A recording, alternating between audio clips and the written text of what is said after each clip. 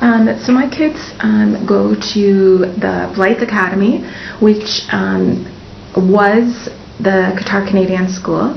I think school is probably one of the biggest challenges a family might face when they come to Doha, simply because there's a lot of variables you need to look at. One, your children, everybody is going to be a bit different.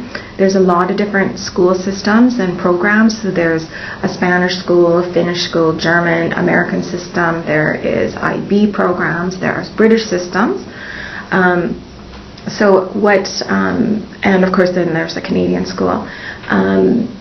And location. So if you consider all of these, when I moved here, the only school that my kids could get into was the Canadian school, which is unfortunately, which I was quite happy about, but unfortunately the transportation was an issue. It was quite far away, and it was really just the distance that was the issue. That being said, my kids have gone to school with a driver every day for the last 5 years, and they're very happy at the school that they're at.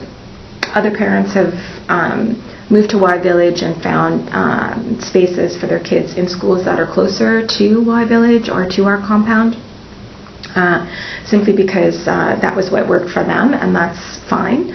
I think that there can be quite a bit of competition to get into school because the spaces are really limited, and so you'll have to. That would be probably one of the first things I would look at if I was just moving here now, especially if your kids are older, because you want to get them into school quickly and get them into a school that's going to facilitate. Facilitate's the wrong word. I think just get them into a school that is going to allow them to go to school and get what they need to go into university.